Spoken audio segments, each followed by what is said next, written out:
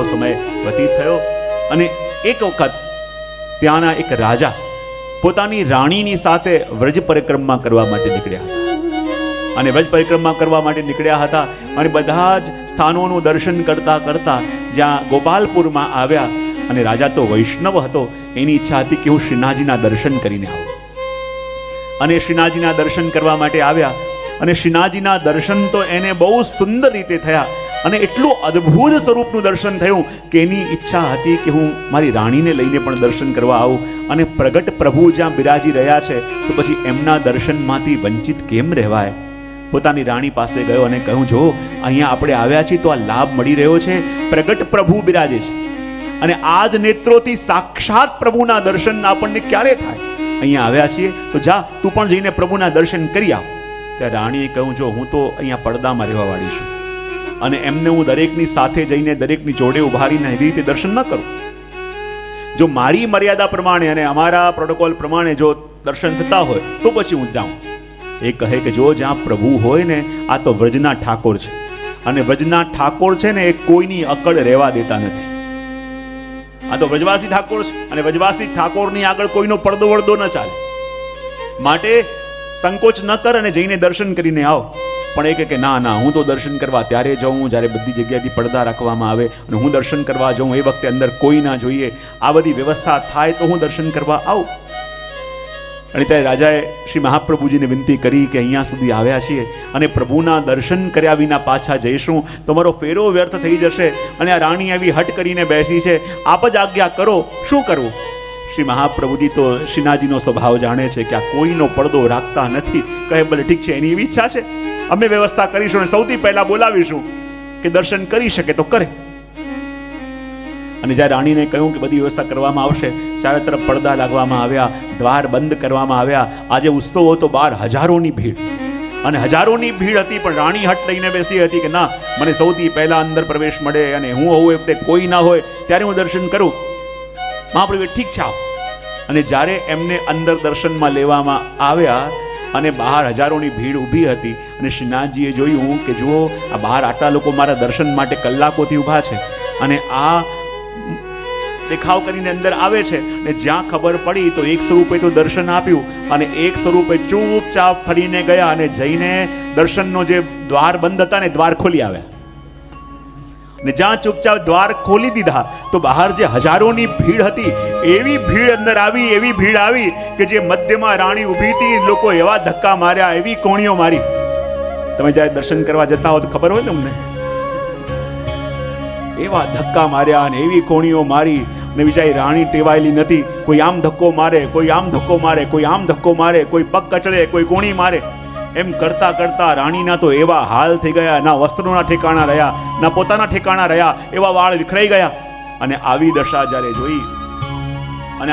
જોઈ ત્યારે એને લાગ્યું કે આ શું કર્યું. પોતાના ભૂલનો પસ્તાવો પણ એને થયો અને જ્યારે ભૂલનો પસ્તાવો પણ થયો ને ત્યારે આ દર્શન જ્યારે પરમાનંદાસજીએ કર્યા અને પરમાનંદાસજીને પણ હસવું આવી ગયું. એમણે પણ ગાયું, કોણ યહ ખેલવે કી બાની. પ્રભુ આ આપની ખેલવાની શું રીત છે, કેવી રીતે પોતાના ભક્તોનો મત તોડો છો. ને જ્યારે પરમાનંદાસજી આવી રીતે ગાતા હતા કે કોણ યહ ખેલવે કી બાની, ત્યારે મહાપ્રભુજીએ ટોક્યા અને કહ્યું કે શ્રીનાથજીને એવી રીતે સંભળાવવાનું નહીં કે આ કેવી રીતે આપ કરો છો. તો બોલે શું ગાવ? બોલે કોણ યહ ખેલવે કી બાની નહીં, ભલી યહ ખેલવે કી બાની ગાવ. કારણ કે મારા પ્રભુ જે કરે ને સારું જ કરે. મારા પ્રભુ જે કરે છે એમાં કોઈ કૃપા હોય જ છે. મારા પ્રભુ જે કરે છે એની અંદર કંઈક હોય જ છે.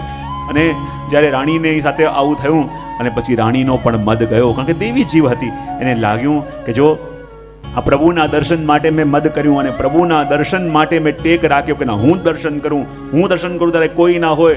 અને ત્યારે શ્રીનાથજીને ન ગમ્યું અને આવી દશા મારી થઈ તો બીજા દિવસે કહે કે ના, હું વૈષ્ણવની સાથે જઈને દર્શન કરીશ. અને જ્યારે વૈષ્ણવ જતા હોય તો પોતે પાછળ ઊભા રહ્યા, વૈષ્ણવને આગળ કર્યા, તમે જાઓ. અને એમ કરીને જ્યારે આગળ કર્યા તો વૈષ્ણવ જ કે ના, આપ આગળ આવો, આપ આગળ આવો. અને આગળ કરીને રાણીને સૌથી આગળ ઊભા કરી દીધા. અને જ્યારે શ્રીનાથજીના દર્શન કર્યા, અલૌકિક દર્શન થયા. જ્યારે હું એકલા દર્શન કરું એવી આશા હતી તો ધક્કો મારી મારીને ખૂણે ગયા. અને હવે ના બધાને પણ લાભ મળે અને મને પણ લાભ મળે તો બધાએ એમને આગળ કરતા કરતા સન્મુખ લાવીને ઊભા કરી દીધા. અને પ્રભુના અલૌકિક દર્શન એ દિવસે એમને થયા અને અતિ આનંદનો અનુભવ પણ થયો.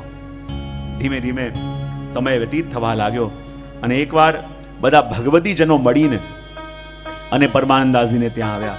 અને પરમાનંદાસજીને ત્યાં આવ્યા અને જ્યારે વૈષ્ણવ આવ્યા, જો દરેક અષ્ટસખાની અંદર તમે જોશો ચરિત્રની અંદર ભગવતીઓનું વર્ણન, કારણ કે આ બધી વસ્તુ શું છે એ આપણને કી આપે છે કે આ વસ્તુ ચૂકશો તો મોટું ક્યારે પામી નહીં શકો.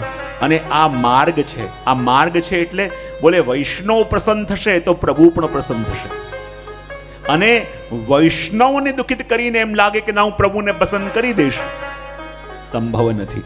અને એટલા માટે અહીંયા કહ્યું કે જ્યારે બધા વૈષ્ણવ મળીને પરમાનંદાસજીને ત્યાં આવ્યા ને ત્યારે પરમાનંદાસજીએ ગાયું કે આએ મેરે નંદ નંદન કે પ્યારે, માલા તિલક મનોહર બાનો ત્રિભુવન કે ઉજ્યારે, આએ મેરે નંદ નંદન કે પ્યારે. અને વૈષ્ણવનું સ્વાગત પણ કર્યું. અને હવે તો પ્રભુની બાલ લીલાઓ આ ભજની અંદર સ્ફુરિત થઈ રહી છે. ને ત્યારે જ્યારે પરમાનંદાસજી જઈને કુમુદવનમાં જઈને બિરાજમાન થયા, જ્યારે કુમુદવનમાં બિરાજમાન થયા અને દર્શન કરે છે, અને દર્શન કરે છે તો શું જોયું કે ઠાકોરજી એમના સખાઓની સાથે ખેલતા ખેલતા પધાર્યા.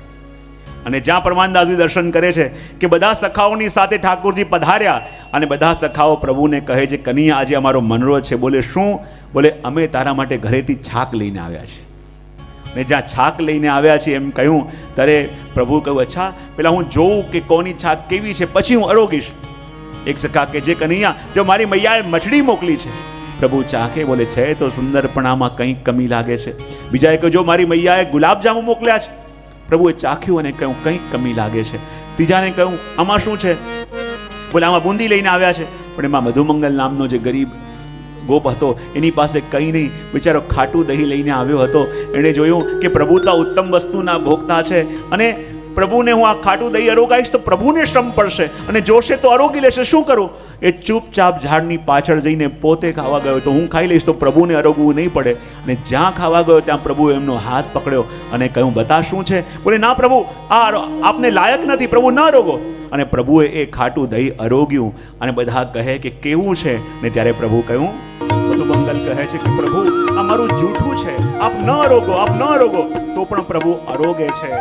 એ કહે કે મારું જૂઠું કેમ આરોગો છો? તો પ્રભુ કહે, અને જ્યાં પ્રભુએ પ્રશંસા કરી તો જેટલા સખાઓ હતા ને એ બધા સખાઓ ભાગતા ભાગતા આવ્યા અને કહે પ્રભુ અમે અમારા ઘરેથી એવી સુંદર સુંદર છાક લઈને આવ્યા પણ આપે ન આરોગી અને આ ખાટું દહીં આપ સ્વાદ લઈને આરોગી રહ્યા છો. તો અમારે પણ જોવું છે કે પ્રભુ આમાં એવું શું છે? તો પ્રભુ અમને પણ અધરામૃત આપો. તો પ્રભુ કહે એવું કરો, આ જેટલા પણ પાંદડા પડ્યા છે ને તો 4 પાંદડા ભેગા મળી સળી નાખીને એના દોના બનાવી લો. અને દોના લઈને અને થોડું થોડું અધરામૃત પ્રભુએ આપ્યું અને દહીં બધું પતી ગયું, દહીં પૂરું થઈ ગયું. અને ત્યાં જ કેટલાક સખાઓ જે ગાયોને લેવા ગયા હતા એ પાછા આવ્યા. ત્યાં સુધી કહ્યું પ્રભુ આપે અધરામૃત બધાને આપ્યું પણ અમને તો ન મળ્યું, અમને કેવી રીતે મળે? તો પ્રભુ કહે એક ઉપાય છે. સખાઓ કહે જો પ્રભુ અમે ગાયોને લેવા ગયા અને અમે જ રહી ગયા તો અમને અધરામૃત કેવી રીતે મળે? પ્રભુ કે એક ઉપાય છે. બોલે શું? તો હથેળી ચાટ. અને વિચાર કરો જેમણે પ્રભુનું અધરામૃત પ્રભુની હથેળીથી ચાટીને લીધું હશે એ વજભક્તો કેવા હશે? પરમાનંદાસજી દર્શન કરી રહ્યા છે અને પ્રભુ કહે જુઓ હું તમને પ્રશંસા કરતો હતો, બતાવો તમને કેવું લાગ્યું આ દહીં? અને ત્યારે બધા વર્ણન કરતા કહે પોતાનું જૂઠું એમને અરોગાવે, એમનું જૂઠું પોતે અરોગે એવી લીલા તો જોઈ. પણ પરમાનંદાસજી કહે છે પ્રભુ ગમે તેવું આપ આપના સ્વરૂપને છુપાવો પણ હું આપને જાણું છું કે આપ કોણ છો. હું જાણી ગયો છું પ્રભુ આપ કોણ છો. અને વર્ણન કરતા કહે છે ભજની અનેક લીલાઓના દર્શન અને અનુભૂતિ પરમાનંદાસજી કરી. અને એકવાર જ્યારે ભગવદીઓ એક સાથે બેઠા હતા, ચર્ચા ચાલતી હતી ત્યારે રામદાસજીએ એક પ્રશ્ન પરમાનંદાસજીને કર્યો. અને રામદાસજીએ પ્રશ્ન કરતા પરમાનંદાસજીને પૂછ્યું કે આ વ્રજલીલાની અંદર અને સગડા વ્રજભક્તોના પ્રેમની જ્યારે ચર્ચા થાય તો આપની દ્રષ્ટિમાં કોનો પ્રેમ સૌથી ઉત્તમ? નંદ બાબા, યશોદાજી, ગોપીજનો ગ્વાલ, સખાઓ, યા બતાવો ગોપીઓ કોનો પ્રેમ આપની દ્રષ્ટિમાં સર્વોત્તમ છે? ને ત્યારે શ્રી મહાપ્રભુજીના મતને અભિપ્રેત કરીને અને પરમાનંદાસજીએ કહ્યું કે મારી દ્રષ્ટિમાં તો ગોપીઓના પ્રેમની સામે કોઈ આવી ન શકે. કારણ કે બધાએ પ્રેમ કર્યો, ક્યાંક સંબંધ છે, ક્યાંક કોઈક પ્રકારનું જોડાણ છે, પણ આ ગોપીઓએ જેવી રીતે પ્રેમ કર્યો, કારણ કે ગોપી એટલે ગોપનશીલા, જે કહી શકતી નથી કોઈને, પોતાના ભાવને પ્રગટ કરી શકતી નથી, ઘરના વ્યવહારો સંભાળવાના છે, ઘરના કામ સંભાળવાના છે, અને બધું કરતા કરતા પણ ચિત્ત પ્રભુની અંદર છે, અને માટે એ ગોપીઓના પ્રેમની આગળ કોઈનો પ્રેમ રહી ન શકે. અને એટલા માટે પરમાનંદાજીએ પણ ગાયું, ગોપી પ્રેમ કી ધજા. આ ગોપીજન કોણ છે? બોલે પ્રેમની ધજા છે. અને પ્રેમની ધજા એટલે શું? કોઈ પણ મંદિરમાં તમે દર્શન કરવા માટે ચાલતા ચાલતા જતા હો તો સૌથી પહેલા શું દેખાય? હા, જ્યારે ધજા દેખાય ત્યારે ખબર પડી જાય કે પ્રભુ ત્યાં જ બિરાજતા હશે. અને આ ગોપીઓ કોણ છે? બોલે પ્રેમની ધજા. જ્યારે ચાલતા ચાલતા જાઓ અને માર્ગમાં કોઈ ગોપીજન મળે તો સમજી જાઓ પ્રભુને ગોતવા ક્યાંય જવું નહીં પડે, પ્રભુ અહીંયા જ ક્યાંક આસપાસ હશે. જ્યાં ધજા છે ત્યાં પ્રભુ બિરાજતા હોય, જ્યાં ધજા હોય ત્યાં જ પ્રભુની ઉપસ્થિતિ હોય. અને એટલે કહ્યું કે આ ગોપીજનોના પ્રેમની બરાબરી આ જગતમાં કોઈ કરી ન શકે.